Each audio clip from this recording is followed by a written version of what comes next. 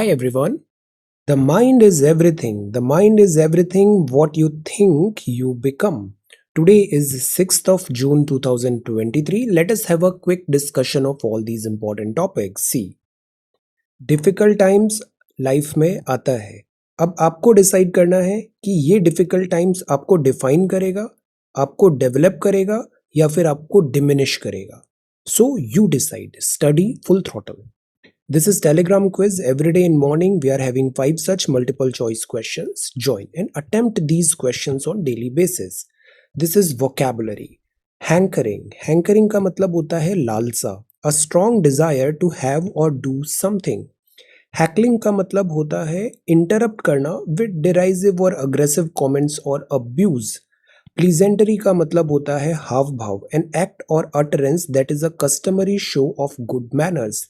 Rendezvous का मतलब होता है मिलन, that is a point meeting at an agreed time and place, typically between two people.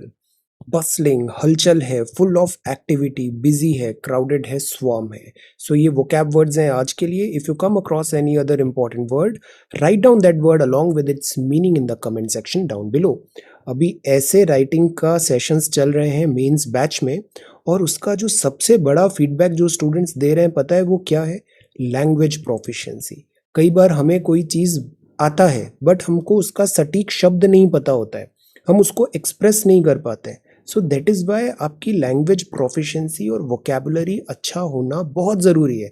Otherwise it doesn't matter आपको कितनी चीज़ें आती है, आप उसको फॉर्मल टोन पे आप उसको नहीं लिख पाओगे ऐसे में. So what is the use of all those things जो हम पढ़ते हैं. So that is why language proficiency is a must. ये सी सेट है. ये language proficiency like reading, writing, speaking, ये चीज़ आपको प्रीलिम्स में काम आएगी, मेंस में काम आएगी, इंटरव्यू में काम आएगी. For example this is RC, reading comprehension. Try to answer passages में क्या आर्ग्यू कर रहा है. This is question number 2. The wrong term in the below number series is what. Basic maths क्या है? Basic maths. ओके, सो ये 2 सवाल हैं आज के लिए. आंसर राइटिंग बहुत ज़रूरी है. कल हमने एक ऐसे तैयार कर लिया है, ऐसे 1. अब ये सेकेंड ऐसे है. A smile is the chosen vehicle for all ambiguities. A smile is the chosen vehicle for all ambiguities. So this is the essay topic for today. इस पे एक बहुत अच्छा सा ऐसे आपको तैयार करना है और उसको शेयर करना है. ये जितने भी वहम होते हैं, बहुत सारे स्टूडेंट्स अक्सर साइकोलॉजिकल बैरियर्स बना लेते हैं माइंड में, इन सब चीज़ों से ऊपर उठिए. सो अपना वर्क अच्छे से करना है और उसको शेयर करना है. इससे एक डिसिप्लिन आएगा, रूटीन आएगा, आपकी पढ़ाई ऑन ट्रैक होगी. इस एग्ज़ाम में आप लोगों ने भी काफ़ी टाइम स्पेंड कर लिया है. अब तक आपको ये रियलाइज़ हो जाना चाहिए, यूपीएससी की नॉइज़ से पढ़ाई नहीं होती, एग्ज़ाम नहीं निकलता. एक्चुअली पढ़ने से एग्ज़ाम निकलता है. इट डजेंट मैटर आपने कितने एसेज के क्लासेस किए हैं, कितनी बुक्स पढ़ ली है, डजेंट मैटर. जब तक खुद से एक ऐसे लिख के नहीं देखोगे, इम्प्रूवमेंट नहीं होगा. So right, we are going to write at least 5 essays in the month of June. So this is a very good opportunity. Avail it. Second एक और चीज़ होता है, हम बहुत स्लो हैं डिसीजन मेकिंग में. वाई? डिसीजन मेकिंग हमेशा गुड शुड बी एग्रेसिव. एक बार कोई चीज़ आपने डिसाइड कर लिया, फिर आप इतना टाइम क्यों लगाते हैं? सी, ये जो पूरा खेल है ये टाइम का खेल है. डू यू नो, जितना आपने एक बार डिसीजन ले लिया, you want to get into the services, आप जितना लेट जाओगे उतना ही आपका जो रिटायरमेंट एज तो फिक्स है, उतना ही आपका टाइम कम पड़ेगा. आपको पता है रिटायरमेंट एज के टाइम पर जो चीफ सेक्रेटरी लेवल पे होते हैं, 2.5 लाख रुपए पर मंथ उनका सैलरी है. 2.5 लाख इंटू 12 करो, आपको कितना नुकसान हो रहा है, can you imagine. So the point is, penny wise pound foolish, ये नहीं होना चाहिए. मैं इसलिए ये बोलता हूँ because I see students, young students, they are very very good, but at times immaturity है बहुत ज़्यादा. इससे हमें उबरना है. Okay, this is mains course. 15 सितंबर 2023 टारगेट कर रहे हैं. There is no harm, you can join this course. आपको सीखने को ही मिलेगा. ये 3-3.5 महीने में पूरा मेंस आपका सिलेबस कंप्लीट होगा. और हम बहुत सारे PYQs देख रहे हैं, ऐसे देख रहे हैं, GS 1 2 3 4 देख रहे हैं. This is a no brainer.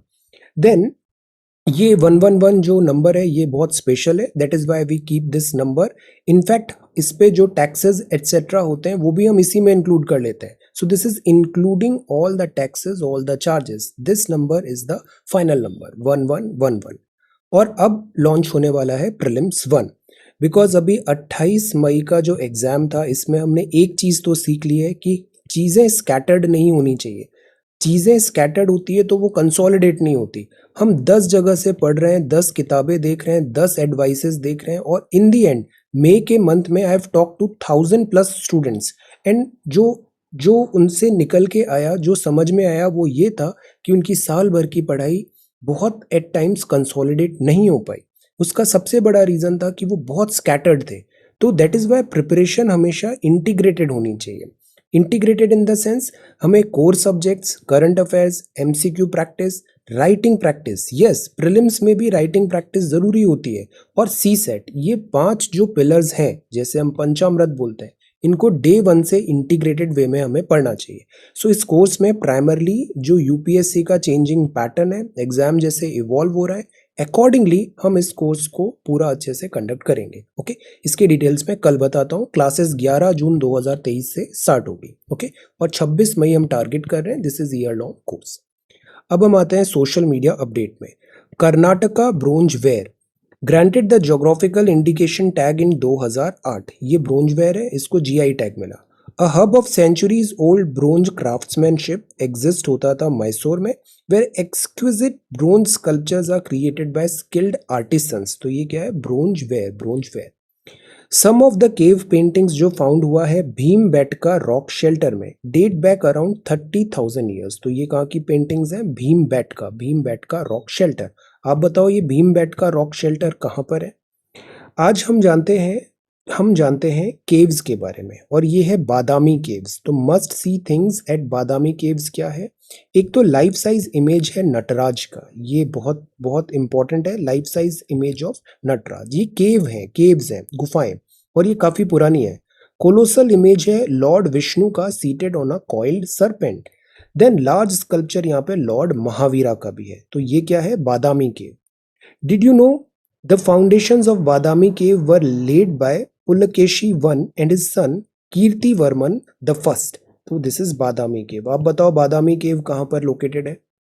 Now let us talk about holistic development of healthcare infrastructure. See, हमें हेल्थ केयर इंफ्रास्ट्रक्चर पे फोकस करना है। पिलर्स क्या है? थॉट जिस पे हमें डालना है, डायरेक्शन क्या है? PM Ayushman Bharat health infrastructure mission. So number 1 thing क्या है? इंफ्रास्ट्रक्चर, मेडिकल इंफ्रास्ट्रक्चर को बढ़ाएं। जैसे इस बार प्रीलिम्स में भी सवाल आया था कि हमारे यहाँ preliminary like primary, secondary, tertiary infrastructure का क्या स्टेटस है। रजिस्टर करें कोविन पोर्टल। तो this is again ICT, information communication technology का usages. Ayushman Bharat health accounts create है, इंटीग्रेटेड सबका रिकॉर्ड मेंटेन कर रहे हैं। देन जन औषधि केंद्र हैं। ये जन औषधि क्या होती है? लोगों की औषधि। जन औषधि क्या होता है? अमृत फार्मेसीज भी हैं अफोर्डेबल मेडिसिन में। What is this concept of Jan Aushadhi और generic medicine? Answer, Ayushman Bharat health and wellness centre भी ऑपरेशनल है। रैपिड मॉलिक्यूलर डायग्नोस्टिक मशीन्स हैं। ट्यूबरक्लोसिस अभी ऑपरेशनल है। टीबी मुक्त भारत 2025। मेडिकल कॉलेजेस ओपन हो रहे हैं। इंटीग्रेटेड पब्लिक हेल्थ लैब्स हैं। क्रिटिकल केयर है, hospital blocks, all districts with population of 5 lakh. तो ये कुछ थॉट्स हैं, ये कुछ पिलर्स हैं जिस पे हमें ऑब्जेक्टिव वे में अपने आंसर को फ्रेम करना चाहिए। प्लस लैंग्वेज प्रोफिशिएंसी में भी वो जो फॉर्मल टोन होता है वो बहुत ज़रूरी होता है। कई बार आई सी स्टूडेंट्स को कॉन्सेप्ट तो आता है, पर वो कॉन्सेप्ट उन्होंने बहुत ही ज़्यादा लेमैन लैंग्वेज में समझ लिया है, या बहुत ही ज़्यादा डिस्टॉर्टेड या फिर inappropriate example and choice of word से उसको समझा है। ये चीज़ें किसी काम की नहीं है, बिकॉज इन चीज़ों को आप मेंस आंसर कॉपी में नहीं लिख सकते। आप इंटरव्यू में भी सच type of language, such type of examples use नहीं कर सकते। सो हमेशा जो गरिमा होती है किसी भी सब्जेक्ट की, जो फॉर्मल वे में जो सीखना चाहिए वो इररिप्लेसेबल है, हमें उसे वैसे ही सीखना चाहिए। दिस इज सेवा सुशासन गरीब कल्याण, affordable accessible health care for all है। Pradhanmantri Jan Arogya Yojana, Sanjeevani largest health insurance scheme है। 5 लाख रुपए का इंश्योरेंस है। हेल्थ केयर एक्सपेंसेस को कम करना है। अफोर्डेबिलिटी, एक्सेसिबिलिटी हेल्थ केयर सबके लिए होना चाहिए, और ये मिशन इंद्रधनुष भी है। तो मिशन इंद्रधनुष का अभी इंटेंसिफाइड 4.0 चालू है 7 फरवरी 2022 से, वैक्सीनेशन प्रेग्नेंट वुमेन और चिल्ड्रन के लिए। सो ये कुछ हो गए सोशल मीडिया अपडेट। प्रीलिम्स में ये जो सेक्शन है ये बहुत इंपॉर्टेंट हो गया है, इस बार भी प्रीलिम्स एग्जाम में देखा। तो the point is current affairs हमें देखना चाहिए सिलेबस के विद इन रहकर, बट जो डिफरेंट गवर्नमेंट इनिशिएटिव्स हैं, प्रोग्राम्स हैं, थ्रू आउट द ईयर जो वर्क होता है उस पर हमें ज़्यादा फोकस देना चाहिए। This is the Hindu newspaper. एक न्यूज़पेपर डेली पढ़ना चाहिए, इससे मल्टीपल बेनिफिट्स होते हैं और सबसे इंपॉर्टेंट चीज़ एक डिसिप्लिन और रूटीन हमारा आता है। Railways to secure signalling equipment with double locks. अब सी, ये इंफॉर्मेशन देखा तो हमारा हमारा फर्स्ट रेस्पॉन्ड क्या होना चाहिए था? सी, लाइक एन ऑर्डिनरी सिटीजन हमें यहाँ पे पेन हुआ, एम्पैथी है और वी वांट टू लाइक कि कैसे इनका पेन मिटिगेट करें और इस डिफिकल्ट आवर में हम सबके साथ थे। This is true, but at the same time because you are preparing for like civil services, तो आपको इसको एडमिनिस्ट्रेटिव पॉइंट ऑफ व्यू से देखना है, सॉल्यूशन पॉइंट ऑफ व्यू से देखना है। क्या आपको रूमर मॉन्गरिंग करना चाहिए? बिल्कुल नहीं करना चाहिए। क्या जो इन्फॉर्मेशन वेरीफाइड नहीं है या फिर वो फेक है या फिर क्लिक बेट्स है, क्या हमें उसमें पार्टिसिपेट करना चाहिए? बिल्कुल पार्टिसिपेट नहीं करना चाहिए। सो द पॉइंट इज, जो एग्जाम की आप तैयारी कर रहे हो उसको कभी नहीं भूलिए। Railways to secure signalling equipment with double locks, you have to be objective, you have to find the solution. इस चीज को दोबारा नहीं होने देना है, such type of accident. Think in that direction.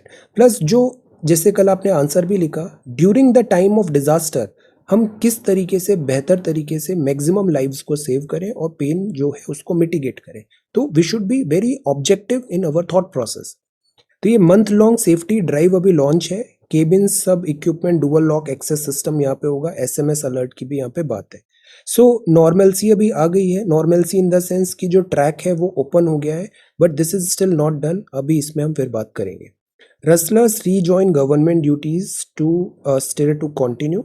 Services PMI बढ़ा है, 62 नंबर है। देखिए 50 से ऊपर है मतलब एक्सपेंशन, तो ये 62 है। और इसमें भी ये देखते हैं कि पहले 56 था अब 62 हो गया, मतलब एक्सपैंड हुआ है। तो services PMI signal sustain growth pace.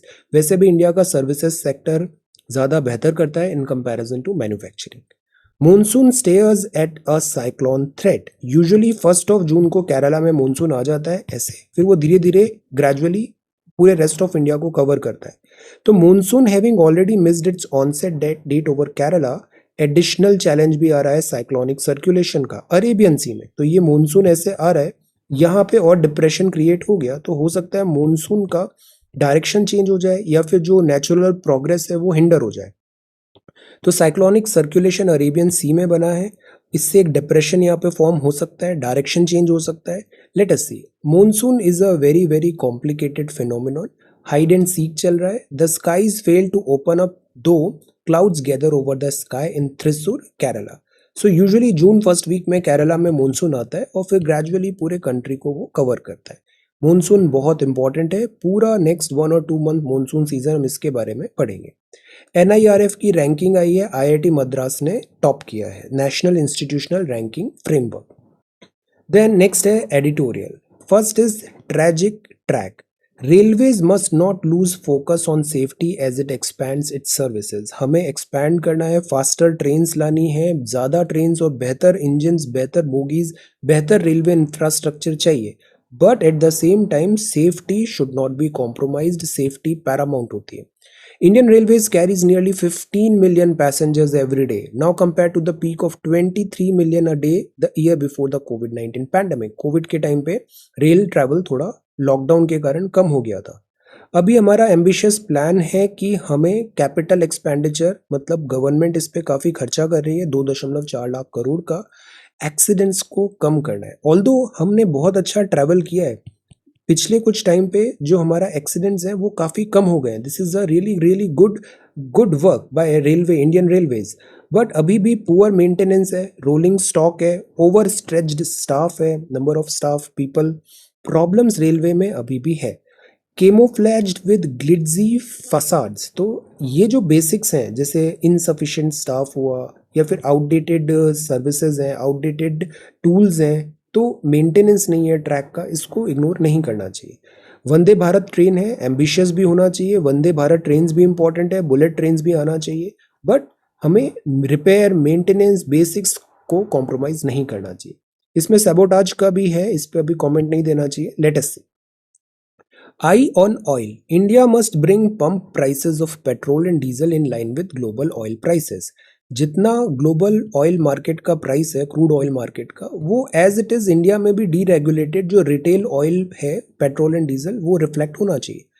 तो ओपेक प्लस ने अग्री किया है। अब ओपेक प्लस कंट्रीज कौन कौन सी है? आंसर, एक होता है ओपेक, ये बेसिकली ऑयल प्रोड्यूसिंग कंट्रीज हैं, एक्सपोर्ट भी करती हैं, और एक है ओपेक प्लस। तो अगर जैसे कॉस्ट किसी भी की कैसे डिफाइन होती है कि सप्लाई कितना है, अगर सप्लाई बहुत ज़्यादा है तो प्राइस कम हो जाएगा, सप्लाई कम है, शॉर्टेज हो गया तो प्राइस बढ़ जाएगा। तो ओपेक प्लस कंट्रीज क्या करती है? प्रोडक्शन कट कर देती है, सप्लाई कम कर देती है। तो मार्केट में प्रोडक्शन कम हो गया है, सप्लाई कम हो गया, तो प्राइस ऑफ ऑयल जो है वो बढ़ जाती है। तो 20 नेशंस का ब्लॉक है, ये ऑयल कट कर रहे हैं, इन्होंने काफ़ी ऑयल कट कर दिया है। अभी अभी फिर एक और स्टेप लिया है ऑयल फर्दर कट करने का, बिकॉज वर्ल्ड में ग्लोबल रिसेशन भी है, तो डिमांड कम आ रहा है। तो अकॉर्डिंगली डिमांड कम है तो सप्लाई भी कम कर दो ताकि प्राइस स्टेबिलिटी बनी रहे, वरना अगर डिमांड कम है सप्लाई ज़्यादा है तो ऑयल प्राइस और फॉल हो जाएगा, इन कंट्रीज़ को नुकसान होगा। सो दैट इज़ वाई उन्होंने ऑयल कट का स्टेप उठाया। अब इससे क्या होता है? इससे कई बार क्या होता है, जैसे इंडिया इंपोर्टर है, ऑयल प्राइसेस ज़्यादा रहती है तो हमारा फॉरेन जो इंपोर्ट है वो बढ़ जाता है, खर्चे काफ़ी ज़्यादा होते हैं, फिजिकल हमें डिफ़िकल्टी आती है। अब हमने इसका रास्ता ये भी निकाला था, क्योंकि रशिया पे काफ़ी बैन लगा था बाय दिस नेटो यूएस, तो रशियन ऑयल को हमने परचेज किया, बिकॉज हम फॉलो करते हैं इंडिपेंडेंट फॉरेन पॉलिसी, और रशियन ऑयल हमने परचेज किया तो रशियन ऑयल हमें डिस्काउंटेड प्राइस में मिल गया। तो रशियन ऑयल डिस्काउंटेड प्राइस में मिल गया था तो हम एक काइंड ऑफ शील्ड कर पाए rising oil prices international level की। अब ये प्राइसेस फिर से बढ़ रही है, और एट द सेम टाइम हमारे यहाँ जो ऑयल प्राइसेस होती है, क्रूड ऑयल तो लाइक एक कॉस्ट है कि $85 पर बैरल से बिक रहा है, बट इंडिया में दो टैक्सेस लगते हैं, एक लगता है वैल्यू एडिशन टैक्स और एक लगता है excise tax. Excise tax central government लगाती है, value addition tax state government लगाती है, ताकि तभी पेट्रोल डीजल की कीमत हर राज्य में अलग होती है, क्योंकि वो स्टेट ने अलग अलग वैट लगा रखा है। और राज्य सरकार केंद्र सरकार दोनों के लिए जो टैक्सेस का रेवेन्यू फ्रॉम ऑयल आता है, ये सबसे इजी मनी होता है उनके लिए। सो दैट इज़ वाई वो उसको कभी कॉम्प्रोमाइज़ नहीं करते, वो इसमें कट्स नहीं करते। बट अब ज़रूरी है कि जीएसटी के एम्बिट में लाया जाए पेट्रोल डीजल को, और इसमें जहाँ नेसेसरी कट्स लेने चाहिए और पास ऑन करना चाहिए बेनिफिट्स कस्टमर्स को, एंड यूज़र को, वो भी होना चाहिए। बिकॉज इन्फ्लेशनरी टेंडेंसीज ऑल्दो अभी काफ़ी टेम भी हो रही है, तो गवर्नमेंट ऑयल का प्राइस कम कर सकती है, रिटेल ऑयल पेट्रोल डीजल का price. A word of advice to the Delhi police. आप ये बताओ, यूटी है, यूनियन टेरिटरी ऑफ दिल्ली है, ये किस आर्टिकल में है? एनसीटी का क्या मतलब होता है? एनसीआर का क्या मतलब होता है? तो union territory of Delhi is a proper state, not a proper state, it is having a legislative assembly but it is not a proper state. ये एक यूनियन टेरिटोरी है, कंट्री का कैपिटल है। तीन चीजें जो होती है, जो प्रॉपर स्टेट्स को मिली जाती है, वो दिल्ली को नहीं मिला है। उन तीन चीजों के नाम क्या है? एक ये दिल्ली पुलिस है। In the short term stabilise the line of actual control. हम इसमें ज़्यादा डिबेट में नहीं जाएंगे, हम ये समझते हैं लाइन ऑफ एक्चुअल कंट्रोल क्या है।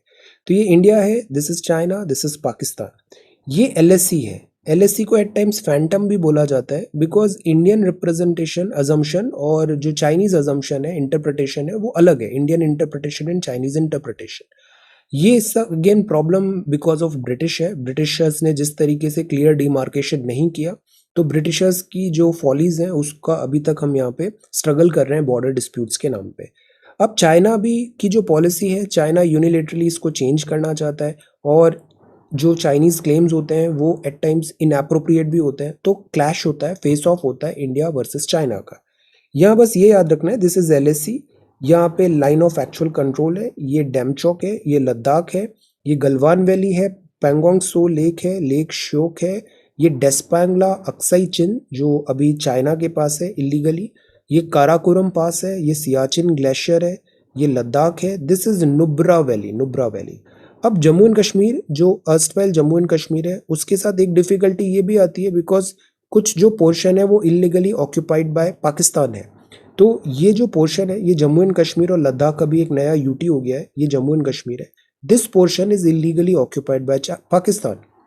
और पाकिस्तान के साथ जो है वो एलओसी है, तो एक तरफ एलओसी है, एक तरफ एलएससी है। ओके, बाकी यहाँ पे शख्सगाम वैली भी है, शख्सगाम वैली भी है, ये टेरिटरी पाकिस्तान ने चाइना को सीड कर दी थी। अगर हम history of Jammu and Kashmir देखें तो ये सारा जो जोन था, ये इंटीग्रल पार्ट ऑफ इंडिया हमेशा से रहा है। So this is an integral part of India.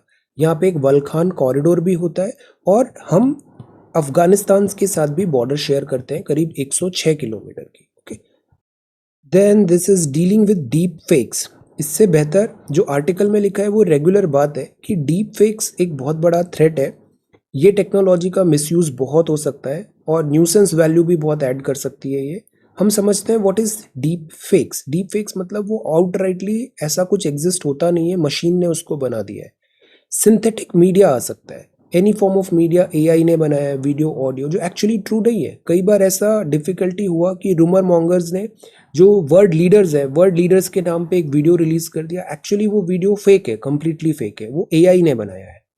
Audio visual manipulation हो सकता है कि कई बार डिस्टॉर्ट कर दिया गया है वॉइस को, ऑडियो को, वीडियो को, तो this is audio visual manipulation.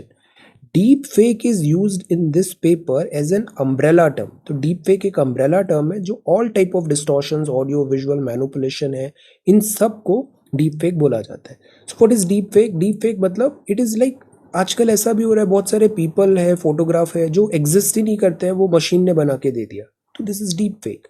फिर एक शैलो फेक भी होता है जिसमें स्लाइट डिस्टॉर्शन हुआ जाता है। स्लाइट मतलब कुछ एक्सप्रेशंस चेंज कर दिए, फेशियल एटसेट्रा, इसको चीप या फिर शैलो फेक बोल सकते हैं। रीड फेक भी हो जाता है जो टेक्स्ट, फेक टेक्स्ट डेवलप करता है। अब देखिए ये प्रॉब्लम क्या है, इससे फाइनेंशियल हार्म्स हो सकते हैं। आइडेंटिटी थेफ्ट होता है, आइडेंटिटी थेफ्ट ये एक बहुत बड़ा प्रॉब्लम है इम्पर्सोनेशन का, इम्पर्सोनेशन। तो वॉइस क्लोनिंग है, फेस स्वैप वीडियो है, इम्पर्सोनेट किया है आपने वेल्दी इंडिविजुअल, इन्फ्लुएंशियल पीपल को, और इससे आपने फ्रॉड्स वगैरह कर रहे हैं, this is also one thing. Imposter scam होता है, आप किसी को प्रिटेंड कर रहे हो कि किसी गवर्नमेंट ऑफिशियल आप प्रिटेंड कर रहे हो लाइक दिस, तो this is imposter, imposter scam होता है। साइबर एक्सटॉर्शन होता है, सिंथेटिक पोर्नोग्राफी या फिर उसके थ्रू ब्लैकमेल। तो इस तरीके से ये ट्रबल आता है डीप फेक से। कंपनीज को पेमेंट फ्रॉड हो सकता है, वॉइस जो कमांड है उसकी क्लोनिंग हो गया, या फिर फेशियल आईडी को उसको क्लोन कर लिया। स्टॉक मैनिपुलेशन हो सकता है, stock manipulation, stock manipulation via bots हो सकता है। मेलिशियस बैंक रन हो सकता है। ये बैंक रन क्या होता है? Can you answer what do you mean by this word bank run? अभी जो दिस यूएस का जो बैंक फेलियर था उसमें हमने काफी वर्ड दिस सुना था, bank run. What is this bank run? Silicon Valley bank. Markets को क्रैश कराया जा सकता है, रेगुलेटरी स्ट्रक्चर में भी गवर्नमेंट एक्शंस या फिर world leaders etcetera, fabricated messages आ सकते हैं। तो ये सब चीज़ें क्या कहलाती है? फेक। तो फेक के लिए एक तो हमें इस टेक्नोलॉजी का जो नेगेटिव है उसको with the help of technology only and laws only curb करना चाहिए, but at the same time हमें एंड यूज़र को हमें अवेयर करना चाहिए, उसको अवेयर करना चाहिए सो दैट ये इन सब चीज़ों से वो खुद को सेफ गार्ड कर सके। Okay, so this is deep fakes and this is state culture. Safety Paramount है, सेफ्टी से कॉम्प्रोमाइज नहीं होना चाहिए। Special Olympics, railway, Spotify, Burkina Faso and airline industry. अब ट्रेड मोमेंटम क्या होता है? देखो एक वर्ड होता है मोमेंटम, हम इस पे बहुत फोकस करते हैं। मोमेंटम जैसे क्या होता है, आप पढ़ाई कर रहे हो, कई बार आपने देखा है आपका मोमेंटम बहुत अच्छा बिल्ड हो गया है, बहुत फॉर्म में पढ़ाई चल रही है, फिर आप ब्रेक ले लेते हो, मोमेंटम टूट जाता है, फिर हम डिसअपॉइंटेड है, साइडवेज है, अदर थिंग्स, हमारा वो ब्रेक लग जाता है। ये ब्रेक नंबर वन रीज़न होता है कि हमारा एग्ज़ाम फिर अकॉर्डिंगली नहीं हो पाता नेक्स्ट साइकिल का। जैसे अभी 28 को 28 मई को प्रीलिम्स एग्ज़ाम कंप्लीट हुआ 2023 का। देखो I am not a Sood share, but मैं इतने स्टूडेंट से मिल चुका हूँ, सो मैं बताऊँ अभी आगे क्या होने वाला है। ये 28 मई का एग्ज़ाम लिखा अभी काफ़ी सारे स्टूडेंट्स ने, 28 मई। कुछ लोगों का अच्छा हुआ, कुछ लोगों का अच्छा नहीं हुआ। यूपीएससी पहले भी डिफ़िकल्ट था, आज भी डिफ़िकल्ट है, कल भी डिफ़िकल्ट रहेगा, तो हमारी एक्सपेक्टेशंस भी अकॉर्डिंगली होना चाहिए। प्लस हमें नॉइज़ में ज़्यादा नहीं बिलीव करना चाहिए। 99-95% जो स्टूडेंट्स प्रिपरेशन करते हैं वो नॉन सिंसियर होते हैं। दूसरा, सिंसियर स्टूडेंट्स को पता है वो प्रिपेयर कर रहे हैं and they know what to do, how to do. अब सी, तो if you are a sincere student, हमें किस ट्रैप में नहीं पढ़ना है? पहले तो इस नॉइज़ वाले ट्रैप में नहीं पढ़ना है, otherwise it will take away a lot of time. दूसरा, आपको किसी भी टाइप के गिल्ट, सॉरो, इन सब ट्रैप में नहीं पड़ना है। अपने एग्जाम लिखा, मूव ऑन, नेक्स्ट जो चीज़ है उसकी तैयारी करो। तो इसमें प्रॉब्लम पता है क्या आएगा? सम स्टूडेंट्स जिनका कुछ अटेम्प्ट्स हो चुके हैं, दे विल थिंक कि आई एम ऑलमोस्ट देयर, अब बस मैं फुल थ्रॉटल नहीं पढ़ूंगा, साइडवेज थोड़ा थोड़ा पढ़ के हम करेंगे। व्हाट विल हैपन कि आप 2-3-4 महीने आपके ऐसे ही निकल जाएंगे, अभी पढ़ाई नहीं होने वाली है। मई था ना, जून हो जाएगा, जुलाई अगस्त सितंबर तक यूं ही निकल जाएगा टाइम। फिर आएगा अक्टूबर नवंबर जब आप वार्म अप करना चालू करोगे, और फिर जनवरी आ जाएगा, फिर नोटिफिकेशन आएगा, और फिर आप सोचोगे कि 2024 का अटेम्प्ट भी देना चाहिए था। नुकसान क्या हुआ? जो गलतियां आपने 2023 में की थी एज इट इज आप 2024 में भी सेम पैटर्न में ही करोगे, बिकॉज आपको टाइम तो मिला ही नहीं चीज़ों को सुधारने का। सो 2024 में भी फिर सेम साइकिल ऑलमोस्ट रिपीट होती है, अटेम्प्ट्स केवल बढ़ते जाते हैं हमारे। तो द पॉइंट इज, ये जो टाइम है दैट इज वाई मैं आपको बोलता हूँ जून से जो दिसंबर का टाइम है, नवंबर तक का टाइम है, इसमें मेंस की तैयारी करो।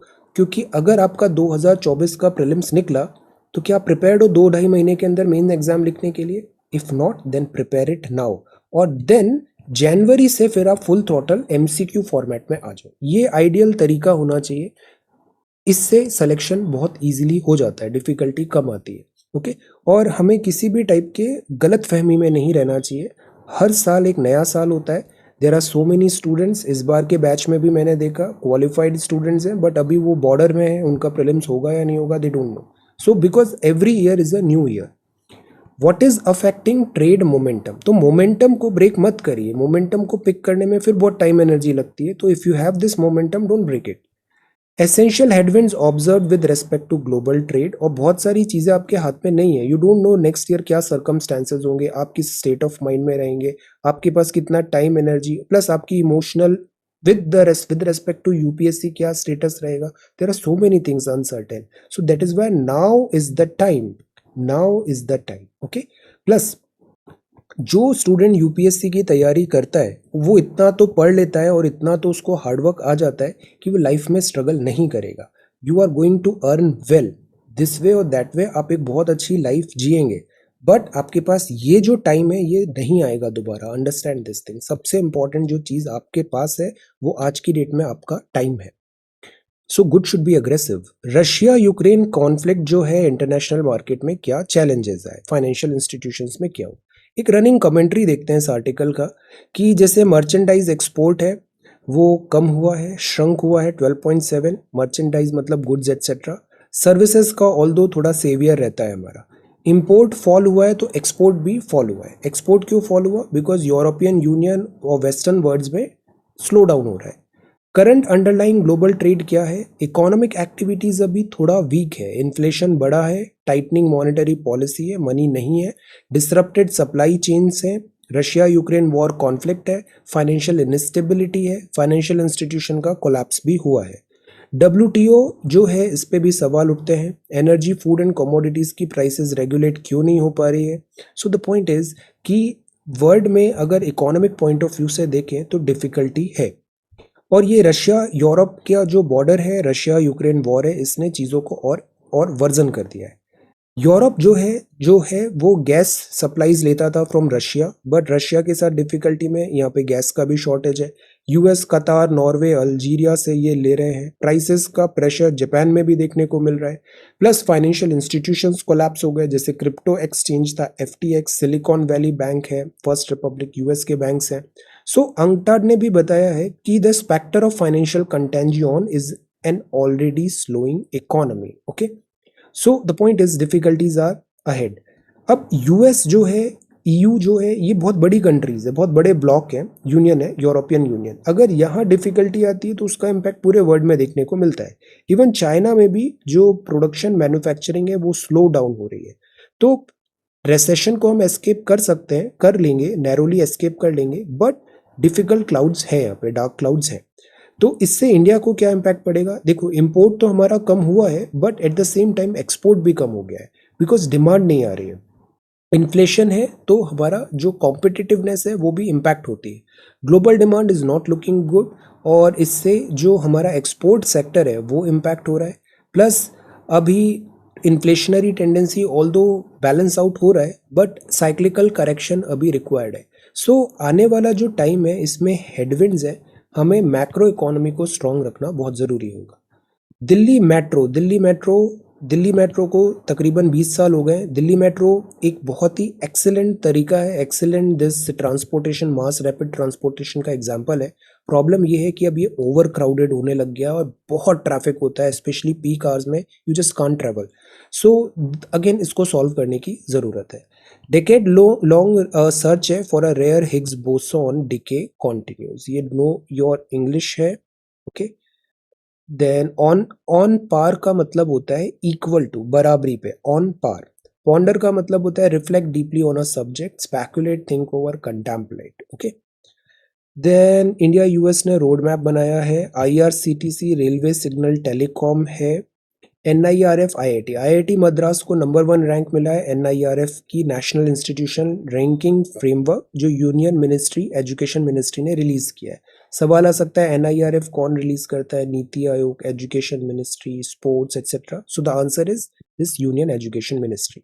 सो आईआईटी मद्रास ने टॉप किया है, फिर आईएससी बेंगलुरु है, आईआईटी दिल्ली, बॉम्बे, कानपुर, ये रैंकिंग्स है। Then word must be adequately prepared for next pandemic, cautions health secretary, because COVID-19 is not the first pandemic, it is certainly not the last. अभी और भी डिफिकल्टीज आ सकती है, तो we should be well prepared. Cyber security एक challenge है, G20 में अभी उसका आउटलाइन बनाया जाएगा। रशिया यूक्रेन है, Iran, this is again a big news, Iran set to reopen embassy in Riyadh, this is big news. Iran और Riyadh के बीच में नॉर्मलसी हो रही है, नॉर्मलसी ऑफ टाइज है। जैसे इस बार भी प्रीलिम्स में सवाल आया था, अब्राहम अकॉर्ड है या फिर सऊदी लेड इनिशिएटिव है, क्या है? So this is Iran set to reopen embassy in Riyadh.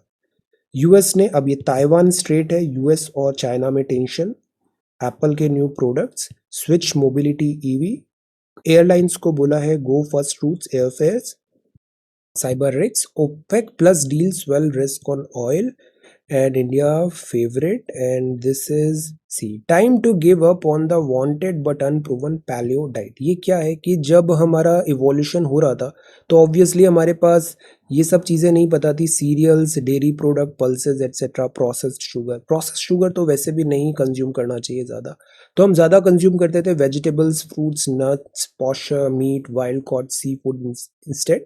सो अब ये डाइट बोलती है कि हमें इसको फॉलो करें तो ज़्यादा अच्छा होगा, ऑल्दो इसका कोई ऐसा प्रूवन नहीं है scientifically, faulty data, let us सी।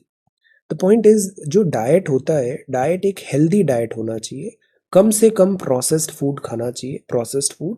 और ये जो दो वाइट क्रिस्टल्स है, एक है शुगर, दूसरा है सॉल्ट, इसको जितना कम कर सकते हो ना उतना कम कर दो, you will see magic, you will see magic, body बहुत अच्छा रेस्पॉन्ड करेगी। शुगर और सॉल्ट का जो इनटेक है इसको कम करो, मिनिमाइज करो।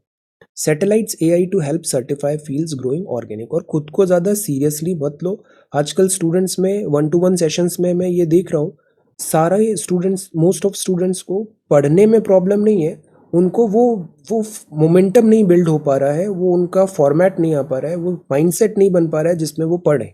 दे से कि पढ़ाई तो हम कर लेंगे, पर वो पढ़ाई नहीं हो पा रही है, this is the problem they are facing. और उसका सबसे बड़ा प्रॉब्लम है, एक तो ओवरडोज, इतना ज़्यादा ओवरडोज हो रहा है डिजिटल मीडिया कंटेंट का यूपीएससी के नाम पे, जो not at all required.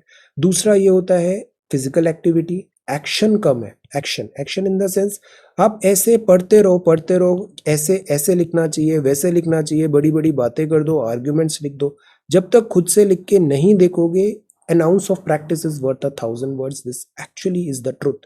Okay, so ये है, अब हम सैटेलाइट एआई के थ्रू बता रहे हैं, दिस इज गुड।